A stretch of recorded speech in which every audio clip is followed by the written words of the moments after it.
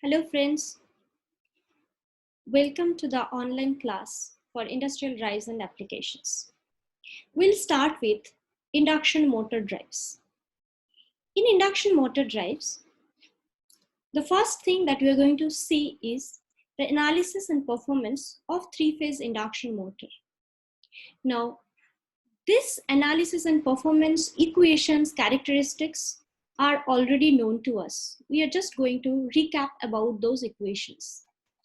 Then we'll see how induction motor behaves or induction motor drive behaves when there are some conditions which is basically some faults, like if it is unbalanced supply voltage, if there is a single phasing which has occurred, if the rotor impedance is not balanced, if the supply voltage is non-sinusoidal.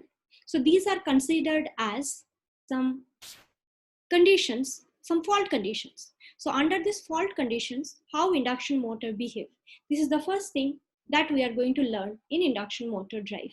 So that is today's agenda. Coming to the analysis and performance of three-phase induction motor, we all know this is the equivalent circuit of induction motor. This is the stator part, RS, XS, stator resistance and reactance. This is the rotor side. Now, we can approximately write this as this XM is taking this side and RS, XS, XS dash, RS, XS, which is resistance and reactance of the stator, XS dash and RR dash by S, which is rotor resistance and reactance with referred to stator. So this is the equivalent circuit, this is the exact equivalent circuit, and this is the simplified or approximate equivalent circuit. All of us are aware of it. Now taking some basic equations of induction motor. This is the sleep, which is omega ms, synchronous speed, minus omega m by omega ms. We'll very frequently use these equations. Then we have, this is omega ms, what is the synchronous speed? Remember, this is in omega, so radian per second. So it is written as 4 pi f by p, number of poles. So it's like, we know the speed n is equal to 120 f by p. And that f, 120 f by p is in RPM. So we are just converting that RPM into radian per second. So 2 pi n by 60 is nothing but omega, or speed in radian per second. N is in RPM, omega is in radian per second. So n is 120 f by p and omega is 2 pi n by 60. From this we get omega ms, which is equal to 4 pi f by p. Now the speed of the induction motor can be written as synchronous speed into 1 minus s. All of us are aware of it. How do I calculate the current? This is IR dash, which is rotor current referred to the stator, which is equal to V divided by RS plus RR dash by S. So this is the total resistance, stator resistance plus rotor resistance with referred to stator. So it is RR dash by S plus J into X. X is stator reactance plus rotor reactance with referred to stator. So XS plus XR dash. So this is one more equation which we are going to use very frequently. Then power transferred to rotor, which is also called as air gap power, that is equal to 3 IR dash square RR dash divided by S. So 3 I square R is the power, and rotor resistance with referred to stator, the effective value is RR dash by S. So 3 IR dash square into RR dash by S, that is the air gap power. So this is the power which is getting transferred to the rotor. And rotor has a copper loss, which is 3 IR dash square into RR dash. This is rotor copper loss. So what is the power which is actually converted into mechanical power is the difference of these two. So mechanical power is equal to PG minus PCU. If you subtract these two, we'll get this 3 IR dash square into RR dash into 1 minus S divided by S. So this is the mechanical power output of the motor. To calculate the torque developed by the motor, I take it as PM, that is the mechanical power output, divided by the speed of the motor. So this is the torque. Now from these two equations, 3 and 7, so this is 3, which is the speed, and this is 7, which is the mechanical power output. We can write it as 3 by omega ms into IR dash square into RR dash by S. If I just substitute it here, it is PM by omega m. So this PM divided by this omega m, then 1 minus S and this 1 minus S will get cancelled, and I'll get it as 3 IR dash square RR dash. From here, this S will remain, and from here, this omega ms will remain. So this is the equation. So this is the final torque equation, which we'll be using it. Now in the same equation, we just substitute this IR dash. This IR dash will substitute, but here, when we are calculating torque, I have to substitute only the magnitude of IR dash. This is in vector form. So taking the magnitude, it will be V divided by, what is IR dash? The magnitude only. V divided by root over of RS plus RR dash by S whole square plus XS plus XR dash square. So this is the vector form. From here, calculate the magnitude of this IR dash, and that you substitute in this expression, you'll get it as this. So 3 by omega ms, in place of IR dash, I'm substituting V divided by root over of this whole thing. So when I take the square, this becomes square and the root over goes off, and the remaining part, that is RR dash by S, will remain here. So this is the final torque equation, which is another very important equation. But you need not remember this. You can remember this equation, and from here itself we obtain this equation. So this is the torque. Now torque is equal to, again, Pg by omega ms. We get it from 5 and 9. This is the 9th equation, and this is the 5th equation. So from here and here, I can write 3 IR square RR dash by S. This part, 3 IR dash square plus RR dash by S, is nothing but Pg. So torque can also be written as Pg by omega ms. Pg by omega ms. Now from this equation, this is the torque equation, we need to find out what is the slip value when we obtain the maximum torque. So to obtain that, we can differentiate this equation with respect to S and find out the condition for maximum torque condition. So we get slip for maximum torque, which will be Sm is plus minus RR dash by root over of RS square plus XS plus XR dash square. So this is the condition that we can derive. These equations are required in the study part of drives. These are the equations which we have learned in motor. So derivations are not important at this stage. What is important is the equations and the relationships. We can also calculate the maximum torque, that is substituting this Sm value in this torque equation. We will obtain T max, which is 3 by 2 omega ms into V square divided by RS plus root over of RS square plus XS plus XR dash square. This is one more very important equation which we are going to use. So this equation, which is maximum torque expression, this equation, which is condition for maximum torque, this is the equation for torque, this is the equation for current, and this is the equation for speed. So these equations are very, very important, which we need to use it very often. So keep these equations in mind. Now just taking this T equation and this T max equation, we can derive a relationship between T and T max, and we can obtain this. And also we know that RS by RR dash into Sm, if we take this part will be very close to 0, and this can be neglected, for which we can write T by T max is equal to 2 divided by S by Sm plus Sm by S. because this part is nearly equal to 0, so can be neglected, and this equation can be written in a simplified form as this. So this also we'll use for some times, right? So these are some basic equations which we require to know, to relate, to understand the drive's operation. Now coming to under abnormal condition, how induction motor behaves. As I said, some 4 abnormal conditions we are going to check. 1, the operation of induction motor with unbalanced source voltage. 2nd, if there is a single phasing. 3rd, if rotor impedance is unbalanced. 4th, if the input is non-sinusoidal. These are the 4 conditions that we need to learn.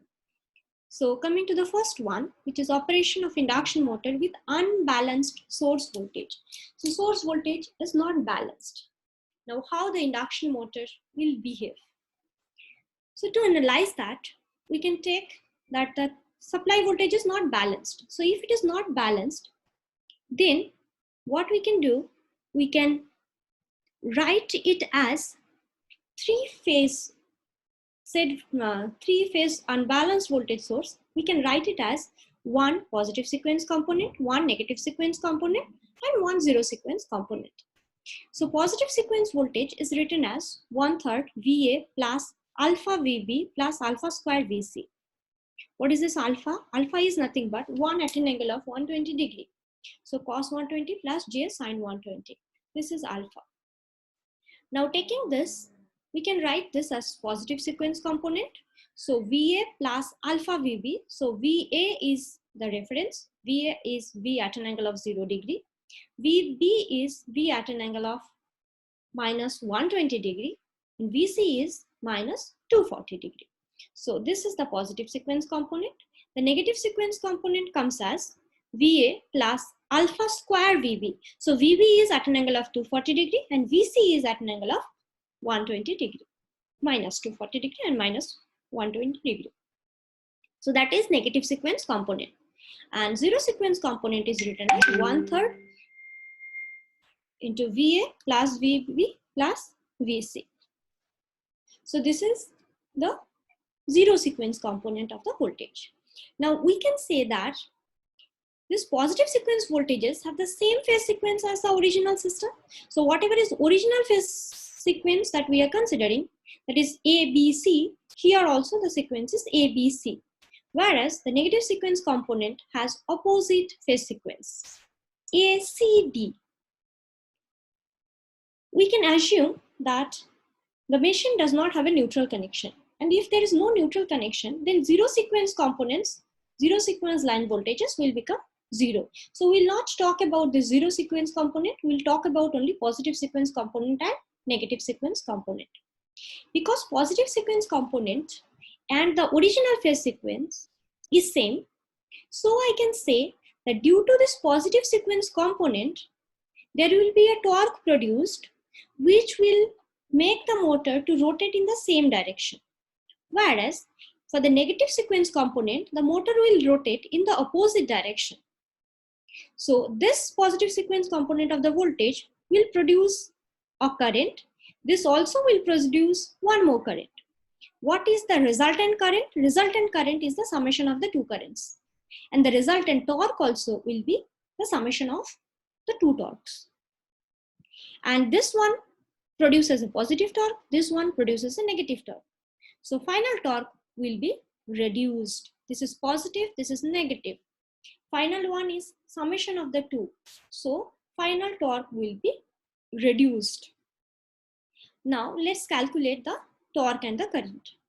So when I calculate the current due to the positive sequence component, I use the same equation which we have just referred. I'll just go back and show you the equation so that you can relate it well.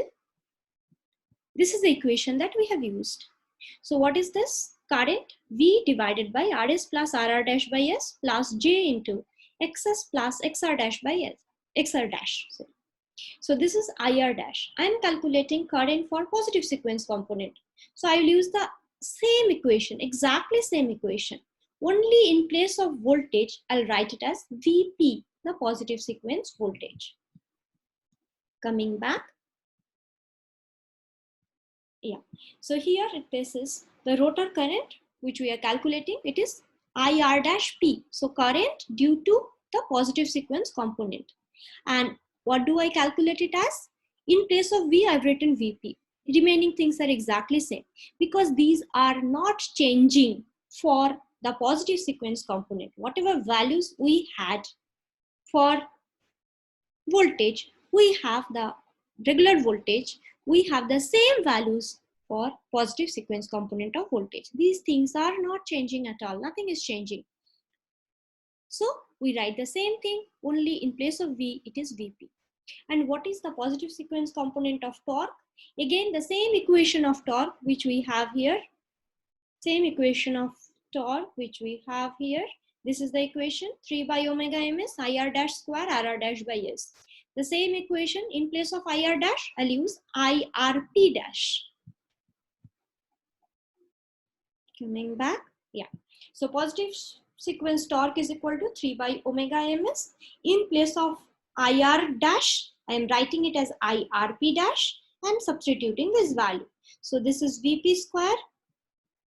And in the denominator, I have to take the magnitude. So it is root over of RS plus RR dash by S square plus XS plus XR dash square. So substituting that, we get this torque equation, which is positive sequence torque. Now this part is for the positive sequence. The similar way I have to calculate for the negative sequence. When I calculate it for negative sequence, the sleep changes. Why the sleep changes? Because the speed changes. The direction of the synchronous speed now is opposite. It is negative sequence component. So direction of synchronous speed is negative with respect to the previous one, with respect to the positive one. So if positive phase sequence synchronous speed was omega ms, now it will be minus omega ms. How do I calculate sleep? Sleep is equal to synchronous speed minus motor speed be divided by synchronous speed. So here it is minus omega ms minus omega m by minus omega ms. If you simplify this, you will get it as 2 minus s. How do I get it as 2 minus s? Because I'll just show you in brief here. It is Sn is equal to minus omega ms minus omega m by minus omega ms. So what I can write, minus omega ms minus omega ms. If you divide this two, I get it as 1 plus omega m by omega ms. This is what I get. Now substitute this omega m value. What is omega m? Omega m is equal to omega ms into 1 minus s. Omega m is equal to omega ms into 1 minus s. If you substitute that here, then you will get that sleep is equal to 2 minus s. Because here I get 1 plus omega m, which is equal to omega ms into 1 minus s divided by omega ms. So this omega ms and omega ms will get cancelled and you will have it as 1 plus 1 minus s. So that gives you 2 minus s. Right? So this says that sleep for negative sequence component is 2 minus s. So only one thing that changes here is in place of omega ms, I have to write minus omega ms. This is the only change. Remaining everything is same.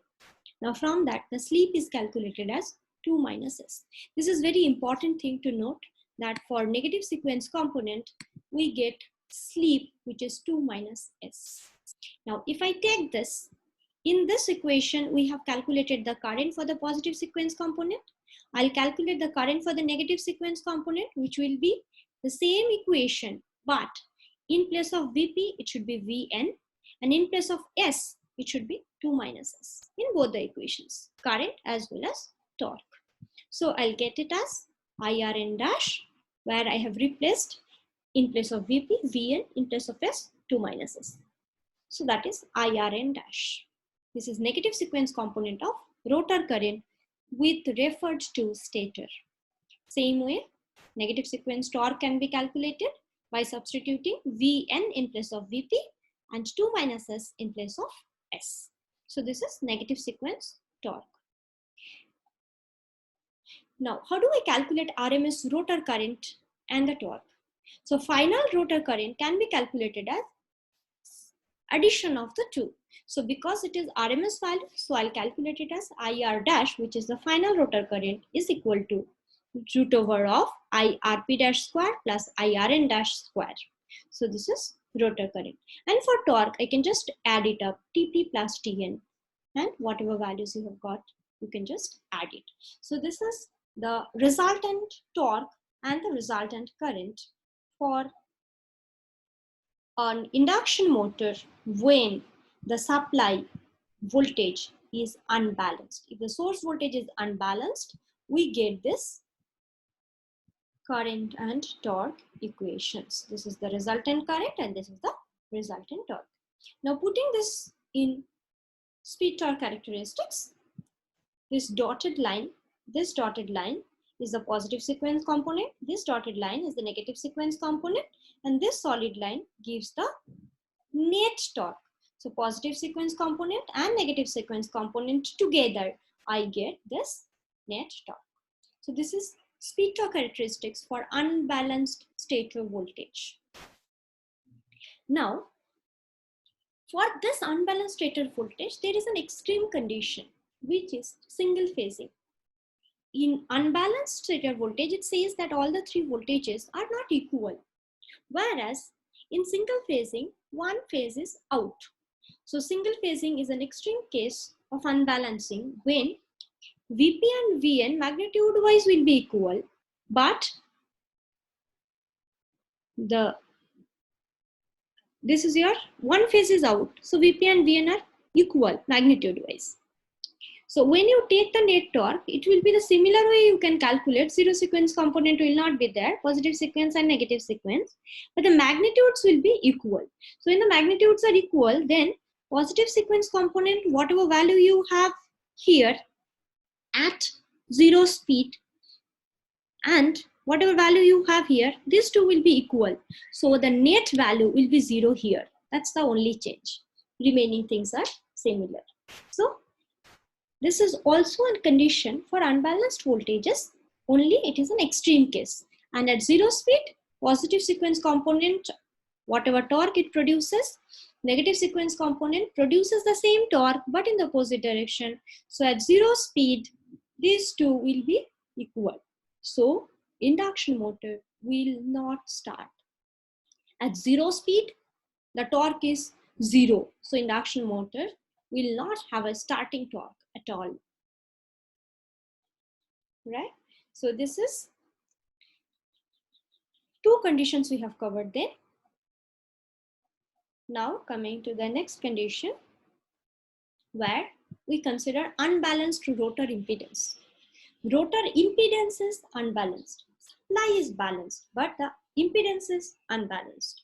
So this actually earlier it used to be used for starting and speed control, but these days it is obsolete. We do not use it, but it is possible that there is a loose contact or something for which the rotor resistance, rotor impedance becomes unbalanced. So it is important to understand the consequences.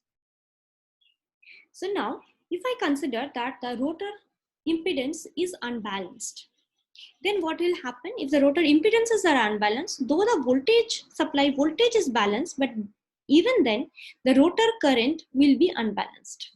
So if the rotor current is unbalanced, we can again say that rotor current will have one positive sequence component and one negative sequence component.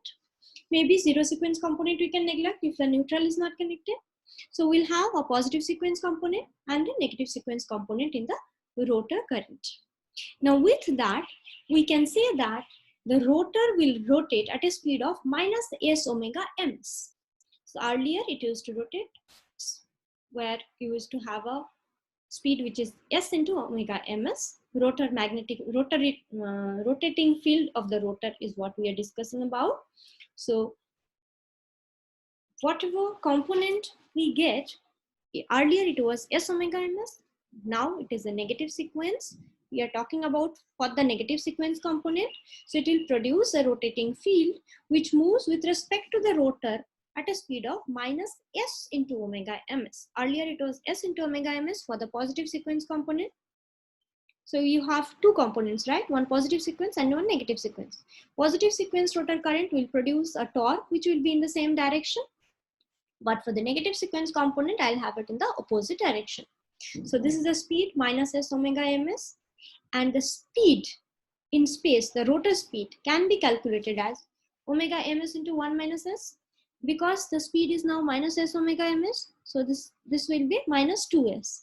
So I can write this is the rotor speed now, omega ms into 1 minus 2s. Now in this expression, if I substitute s value, s is sleep. Sleep can vary from 0 to 1. Now if I substitute s value from 0 to 0.5, then this total speed will be positive. If s value is more than 0.5 to 1, then this speed will become negative. S is 0.5 means 2 into 0.5, which will be 1. 1 minus 1 gets cancelled. So it will be 0. So at s equal to 0.5, the speed is 0. Before that, speed is positive. After that, speed is negative. So taking this, we can write the speed torque characteristic as this. So from here to here, I get a speed which is negative. This is for negative sequence component. For positive sequence component, this part is similar to the previous part which we had a positive sequence component. This is the positive sequence component speed torque characteristics. This is the negative sequence component speed torque characteristics. From 0 to 0.5, you have a negative speed. From 0 to 0.5, you have a positive speed, sorry. From 0 to 0.5, when you write it here, this is 0 to 0.5. If s is substituted, then the speed will be positive. Beyond that, the speed is negative. So I have this part before which it was negative speed, after which it is positive speed. So this is positive speed, this is negative speed. So if you take this positive sequence component and this negative sequence component and draw the net torque, this is the equation. At this point, you had it as 0. So here you have a negative value.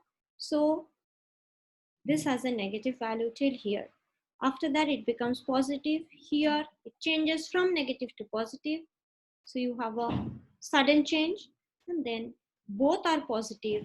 So it is added. Here, one is positive, one is negative. So it is subtracted.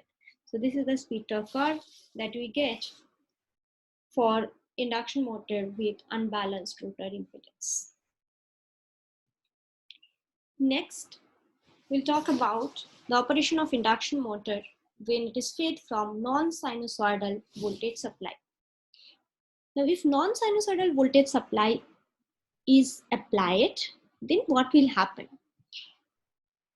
So the voltage supply has, it's not sinusoidal. That means it has harmonics. So it has multiples of frequencies for which it is generating a voltage. Now let's consider that this is VAN, which is V1 sine omega t, VBN, which is V1 sine omega t minus 2 pi by 3, and VCN, which is V1 sine omega t minus 4 pi by 3. So it is a ABC phase sequence. A phase has 0 degree, B phase has minus 120 degree, C phase has minus 240 degree. So the phase sequence is ABC. Now for these voltages, if I take the fifth harmonic components, then VAN is written as V5 sine 5 omega t, because it is fifth harmonic, so it is 5 omega t. VBN, which is V5 sine 5 into omega t minus 2 pi by 3. VCN, which is V5 into sine into 5 omega t minus 4 pi by 3. Now if I multiply it here, 5 omega t minus 5 into 2 pi by 3, so 10 pi by 3, which can be written as 2 pi plus 4 pi by 3. That gives that this is equal to sine 5 omega t minus 4 pi by 3. So this gives the BN phase I am getting it at an angle of minus 4 pi by 3. And VCN, I'm getting it at an angle of minus 2 pi by 3. So if you notice here, this phase sequence is changing. Earlier it was ABC phase sequence. Here it is ACB phase sequence. When I take the 7th harmonic part, it is V7 sine 7 omega t. VBN is V7 sine 7 into omega t minus 2 pi by 3. So I get it as 7 omega t minus 14 pi by 3. So 14 pi by 3 can be written as 2 pi by 3, because when I take 14 pi by 3, that can be written as 12 pi by 3 minus 2 pi by 3. 12 pi by 3 means it is 4 pi. So sine of 4 pi minus 2 pi by 3 is nothing but sine of 5 omega t minus 2 pi by 3. So it comes as, I'll write it here if it's not clear to you. What I'm getting here is V5, okay, no, so V7 sine of, this is 7 omega t minus 7 into 2, so 14 pi by 3. This is what we are getting. This can be written as V7 into sine 7 omega t, whatever we had, plus this is 14 pi by 3. So I can write it as 12 pi by 3 minus 2 pi by 3. So when I have this, this can be written as Vm sine 7 omega t minus 2 pi by 3. So when it is 12 pi by 3, it is 4 pi. 4 pi can always be taken out. 2 pi, in terms of 2 pi, anything can be taken out, because what we have is angle. Angle wise, when I take it as 2 pi and then I take some angle, that gets reset, right? So one complete cycle, 2 pi is one complete cycle. In terms of 2 pi, anything can be taken out. So it is 4 pi, so we can take that out, and I get VBN, which will be V7 sine 7 omega t minus 2 pi by 3. Okay. So when I take VCN, then it will be V7 sine 7 omega t minus 4 pi by 3. So here in the 7 harmonics, I get the phase sequence as ABC. A phase has a 0 degree, B phase has 2 pi by 3, C phase has 4 pi by 3. So 7th harmonic has a phase sequence ABC, where 5th harmonic has a phase sequence ACB. So for 5th harmonic, phase sequence is opposite. If I check it further, I will get for all 6k plus 1, that is if k equal to 1, then it is 7. So 6k plus 1. If k equal to 2, then it is 13. Like that, for 6k plus 1, we will get a positive sequence component, and for 6k minus 1, we'll get a negative sequence component. Similarly, we can see that for 3k, 3rd harmonics, 6th harmonic, 9th harmonic, we'll get 0 sequence component. So a positive sequence harmonic M will produce a rotating field which moves in the same direction. We understand that. And for a negative sequence component, it will produce a torque which will rotate in the opposite direction. And the 0 sequence components do not produce a rotating magnetic field at all.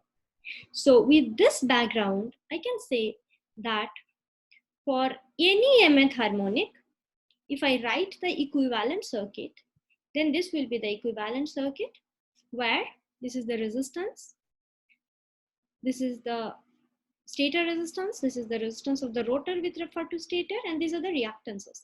For reactance, it's inductance, so it is 2 pi FL.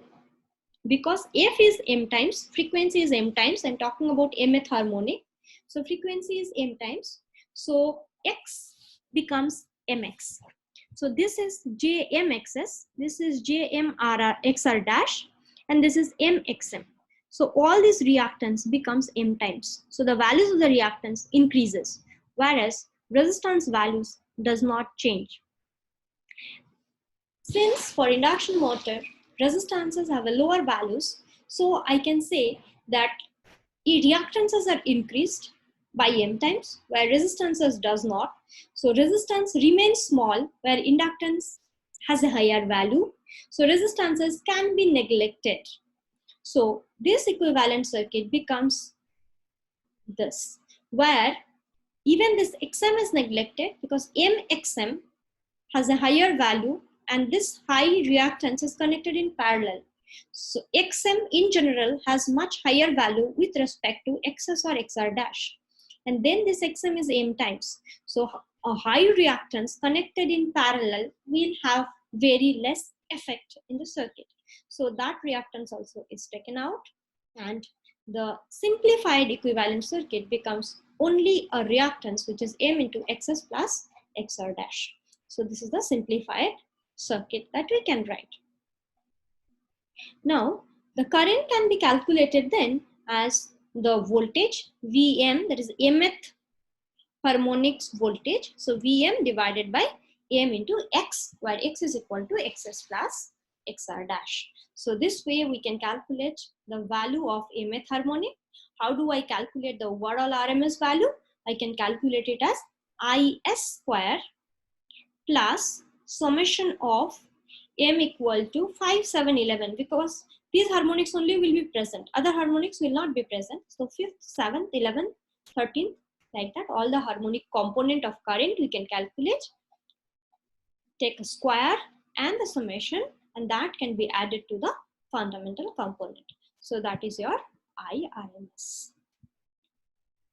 right? So this is the operation of three-phase induction motor when connected with a non-sinusoidal voltage supply. And this causes that the torque will be pulsating torque, and if the motor supply frequency is low, then this torque's pulsations cause pulsations in speed, and the motor then does not move smoothly but has a jerky motion. So these are the disadvantages, these are the problems that occur when it is connected to a non-sinusoidal supply. So from this, what we can conclude, that when there is a fault, it could be unbalanced voltage source, it could be a single phasing or a rotor unbalanced impedance or non-sinusoidal supply. All these changes the torque, speed torque characteristics are changed. So when it is like that, then the problem that we face, why we need to discuss it particularly for industrial drives, that the torque becomes modified.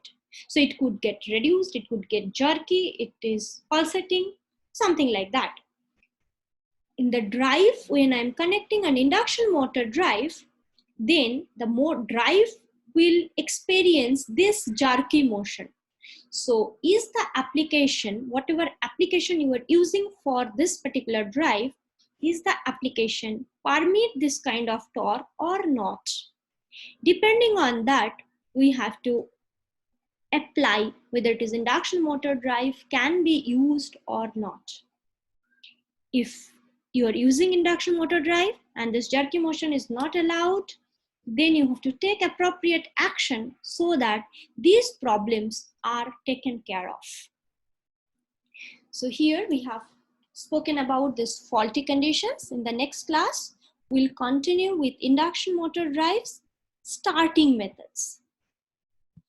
So we are done with performance of three-phase induction motors, operation with unbalanced source voltage and single phasing, operation with unbalanced rotor impedance, analysis of induction motor fed from non-sinusoidal supply voltage. In the next class, we'll start with starting. Thank you.